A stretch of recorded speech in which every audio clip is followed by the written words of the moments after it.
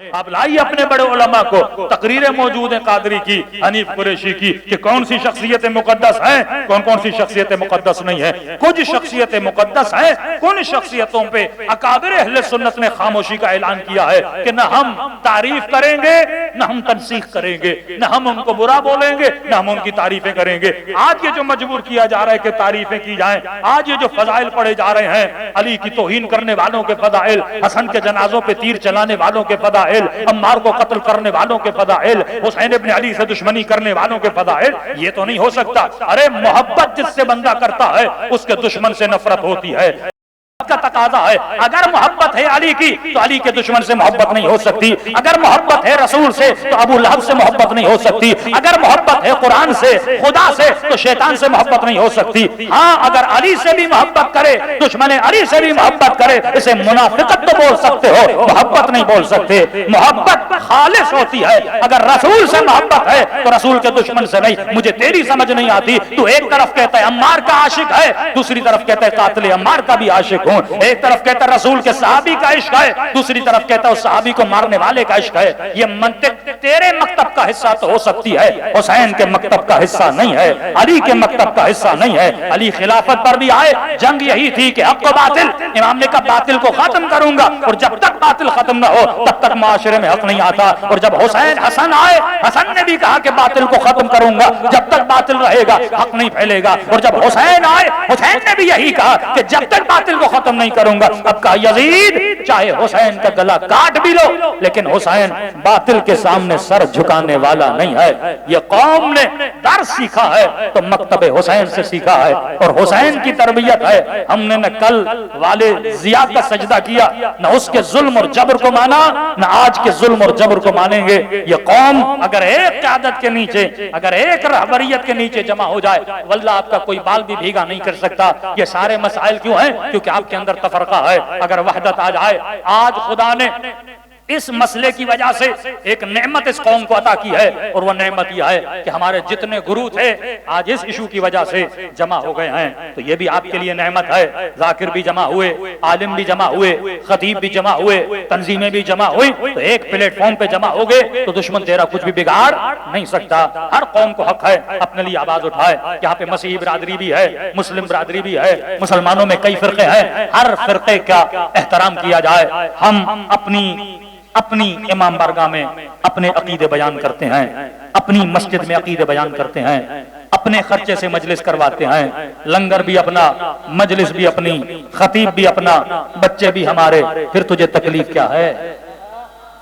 تیری مسجدوں میں آ کے تو مجلسیں نہیں پڑھتے نا، تیرے مدرسوں میں آ کے تو عقیدے بیان نہیں کرتے نا، تو اپنے مدرسوں میں یزید کے فضائل پڑھ، ہم نے تجھے منع کیا؟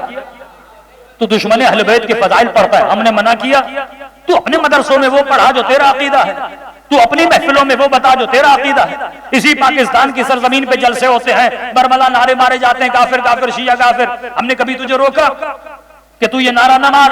بھئی تیری مرضی، تو اپنے بچوں کو کیا سکھا رہا ہے؟ تو اپنے عقیدے سکھا، ہم اپنے عقیدے سکھاتے ہیں۔ ایک ہندو بھی تو مندر میں جا کے بت کو سجدہ کرتا ہے نا، اس کو بھی اجازت ہے اپنے مندر میں سجدہ کرے، کوئی مسئلہ نہیں ہے، لیکن مسجد میں آ کے بت کو سجدہ کرے تو کوئی کرنے نہیں دے گا۔ اپنے عبادت خانے میں جو کرے اسے اجازت ہے۔ ہر بندہ، ایک کرسچن اپنے عبادت خانے میں عیسیٰ کو اللہ کا بیٹا مانتا ہے، کس نے منع کیا؟ تو اپنے عبادت خانے میں جو کرنا ہے کر، تو اپنے بچوں کو جو سکھاتا ہے سکھا۔ ارے ہم اپنی مجلسوں میں، اپنے ماما بارگاہوں میں، اپنے گھروں میں اپنے بچوں کو اپنے عقائد بتاتے ہیں، تجھے کسی سے تکلیف نہیں ہے۔ مسیحیوں سے کوئی مسئلہ نہیں، ہندوؤں سے کوئی مسئلہ نہیں، دوسرے فرقوں سے کوئی مسئلہ نہیں، مسئلہ تجھے شیعوں سے کیوں ہے؟ پتہ ہے کیوں ہے؟ اب میں آپ کو بتاتا ہوں مسئلہ کیا ہے۔ ان کو پتا ہے کہ ہم اپنی محفلوں میں جو بھی پڑھیں شیعوں کے بچے نہیں آئیں گے، ہم اپنی مسجدوں میں جو بھی کریں شیعوں کے بچے نہیں آئیں گے۔ ہمارے ساتھ مسئلہ یہ ہے کہ ہماری مجلس میں ان کے بچے آتے ہیں۔ تو میں نے کہا یہ بھی مسئلہ تیرا ہے، میرا تو نہیں نا، اپنے بچے کو روکنا مجلس میں نہ آئے، ہمیں کیوں روکتا ہے؟ اور یہ سوچ کہ تیری نسلیں حسین کا ذکر سننے کیوں آتی ہیں۔ بندہ وہیں جاتا ہے جہاں اسے اعلیٰ کا ذکر ملتا ہے۔ ہمارے بچے کیوں نہیں جاتے ان کی محفلوں میں؟ بھائی جسے علی مل جائے وہ کسی اور کو سننے کیوں جائے؟ ہم اتنا اعلیٰ معیار دیتے ہیں اپنے بچوں کو، علی جیسا، حسن جیسا، حسین جیسا۔ اب اسے جانے کی ضرورت ہی نہیں ہے نا کہیں اور، کہیں بھی جائے گا اس کو وہ اچھا لگے گا ہی نہیں۔ بھائی جس نے حسین دیکھا کوئی اور اچھا لگے گا؟ جس نے علی دیکھا، علی کی شجاعت سنی، دوسروں کی شجاعت تو علی کے سامنے کچھ ہے ہی نہیں۔ جو علی کا نہج البلاغہ پڑھے تو اسے کچھ بھی سنائے گا اسے مزہ نہیں آئے گا۔ جو ایک مرتبہ قرآن پڑھ لے اسی کو کسی اور خدا کا کلام مزہ نہیں دیتا۔ ہم اعلیٰ معیار دیتے ہیں نسلوں کو، اور یہ اعلیٰ معیار کی وجہ ہے کہ جو ایک مرتبہ اس مکتب میں آ جائے وہی کوئی اور نہیں جاتا، پھر بولے شیعہ کھٹمل ہے۔ ہاں بھائی شیعہ کیا ہے؟ کھٹمل ہے۔ میں نے کہا تو نے صحیح بولا، کھٹمل ایک کمرے میں جاتا ہے نا پورے کمرے کو گھیر لیتا ہے۔ ان کو پتا ہے کہ نہیں ایک بھی شیعہ کو آنے نہیں دیں، ان کا ایک بچہ آتا ہے پورے اسکول کو شیعہ بنا دیتا ہے، کیونکہ اس منبر کی برکت سے ہم نے بچوں کو اندھے عقیدے نہیں سکھائے۔ ایک مجلس میں اتنی گنجائش نہیں کہ میں کئی عرائض ادا کروں یہاں پہ۔